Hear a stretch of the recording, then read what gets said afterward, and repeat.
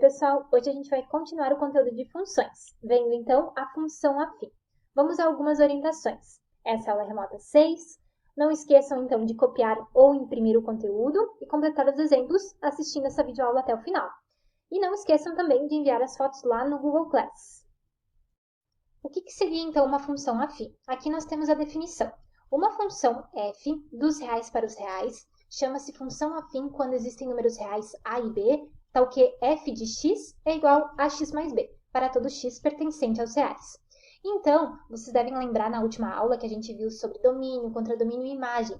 E a gente também viu uma situação que a gente podia escrever por meio de uma função, certo? Aqui nesse caso nós temos a função f de x. Aqui vocês podem ver no próximo slide, ó. F de x é igual a x mais b. O que seria isso? O x seria a nossa variável. São os valores que variam, né?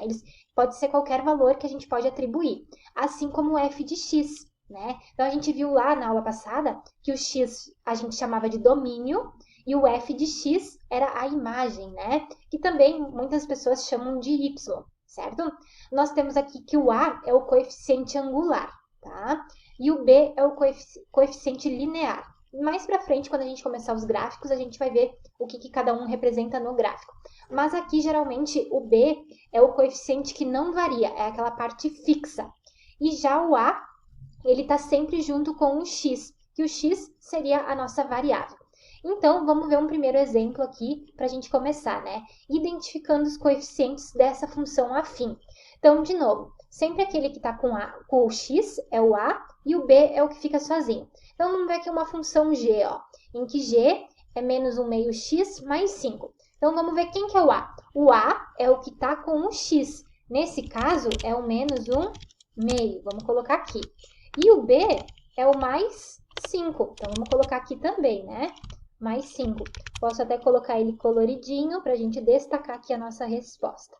E agora na letra B. Na letra B ele falou h de x é igual a menos 7x. Bom, quem que seria o a? O a é o que está com o x. Nesse caso, é o menos 7. E tem b nessa equação, nessa função? Não, né? Ele não tem nenhum b. Então, nós vamos dizer que o b é 0, certo? Vamos para o próximo. Aqui nós temos o c. Letra C, ó. M de x é igual a menos raiz de 2 mais raiz de 3x. Quem que é o a? O a é o raiz de 3, porque está aqui com o x. Então, vamos colocar o raiz de 3 ali. Vamos botar ele aqui em forma de uma equação. Então, raiz de 3, positivo. E o b, então, nesse caso, é essa parcela aqui, ó, menos raiz de 2. Vamos colocar ela ali também. Agora, a letra D. G de x é igual a menos 5. Bom, esse aqui ele não tem o x. Então, significa que eu não tenho o a. Então, o a vale 0. Também vamos fazer vermelhinho aqui. E o b, ele é o menos 5. Então, vamos colocar menos 5 aqui. Feito? Então, aqui a gente só fez para mostrar os coeficientes. Então, tem que ter muito cuidado nessa hora, porque é muito importante. A gente não coloca, por exemplo, o a como sendo... Deixa eu pegar um exemplo aqui. Por exemplo, raiz de 3x. Não, o a é só o número, o coeficiente. O x daí é a variável, que depois a gente vai colocar alguns valores para ela, certo? Vamos ver um próximo exemplo, que aqui é um exemplo mais de aplicação. Vamos ler. Na produção de peças, uma indústria tem um custo fixo de R$ 8,00 mais um custo variável de R$ 2,00 por unidade produzida, sendo x o número de unidades produzidas. Letra A. Escreva a lei da função que fornece o custo total de x peças. Então, aqui eu já vi que eu vou ter que fazer uma lei para essa função, uma fórmulazinha, né? Depois, a letra B, calcule o custo de 100 peças. Então, nós vamos calcular usando a lei. E, letra C, tenho à minha disposição R$ 1.000. Quantas peças podemos produzir com esse valor? Então, no próximo vídeo, a prof vai fazer bem passo a passo para vocês essa situação. Como vimos na leitura do exemplo, a gente tem uma produção de peças em que o custo fixo é R$ 8,00 e o custo variável é R$ 2,00 por peça. E aqui a gente tirou algumas informações, né? O X é o número de peças produzidas, então se eu produzir 100, 200, 300 peças, vai me gerar um custo, que seria o nosso F de X. Então, como é que eu montaria essa lei da função que é da letra A? A gente tem uma f de x, né, que vai variar de acordo com a quantidade de peças. Então, eu vou calcular R$ 2 por peça produzida. Então, eu tenho que multiplicar 2 vezes o X, porque eu não sei quantas peças eu vou produzir, né? Mas eu tenho um custo fixo, mais R$ 8, que vai ser esse custo fixo. Então, aqui eu já posso dizer, né, que o meu 8 é o meu B e o meu 2 é o meu A, né? O coeficiente angular e o coeficiente linear. Então, essa aqui é a nossa lei da função. No exemplo B, ele pede quanto que é o custo de 100 peças. Então, quanto que eu vou gastar, né, usando essa lei de formação, usando esse problema, né? Como é que eu faria? 100 peças é o meu X. Então, no lugar do X, eu vou ter que colocar o 100 para ver quanto que vai sair o meu F de X, que é o meu custo. Então, vamos lá. Vou colocar aqui, ó.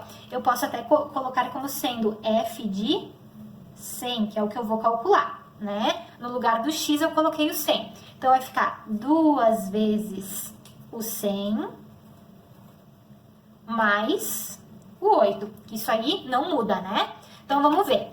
2 vezes 100 é 200. Mais 8, 208 reais. Porque aqui a gente tá falando no custo que ele vai gastar para fazer essas 100 peças. Na letra C, a pergunta é o contrário. Ele disse que ele tem à disposição R$ 1.000. Então, seria o custo que ele pode gastar, né? Quantas peças, então, ele pode produzir com esses R$ 1.000? Então, como é que a gente vai fazer? No lugar do F, usando a função, né, que a gente tem aqui, ó, vou recopiar ela, que é 2x mais 8. No lugar do F de x, eu vou colocar os meus R$ 1.000, certo?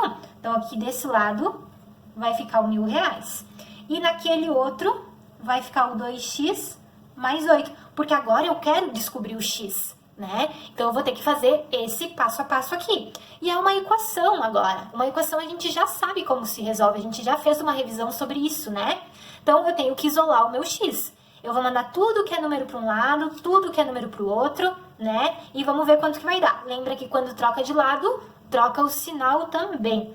Então, aqui, como o R$ 1.000 está desse lado, eu vou colocar aqui e eu vou passar o 8 para o outro lado. Ele vai negativo. E desse lado ficou o 2x. 1.000 menos 8 dá 992, igual a 2x. Prof, mas tá do lado que eu não gosto, né? Não tem problema, a gente pode inverter. Botar o 2x desse lado igual a 992. Dá no mesmo, é a mesma coisa, tá? Então, lembrando, o 2 está multiplicando, ele vai passar dividindo. Então, eu vou deixar o x desse lado igual a 992. Tudo isso dividido por 2. Coloquei aqui, ó, bem passo a passo. Quanto que vai dar esse x aqui? Vamos ver aqui, dá 496. Então, significa que com R$ 1.000 eu consigo produzir 496 peças. Agora nós temos o exemplo 2, que diz, dada a função afim g de x igual a 3x menos 1, calcular a g de menos 5 e, na letra B, o x para g de x igual a 4. Então, no próximo vídeo, a gente vai ver como se calcula. Agora vamos para o próximo exemplo, exemplo de número 2, que ele deu, né? A função g de x é essa aqui, 3x menos 1. E ele quer que a gente calcule a g de menos 5. Então, o que significa isso? Aqui vocês podem ver que era o x dentro do parênteses. Então, ele me diz, se o x vale menos 5, quanto que vale a g de x?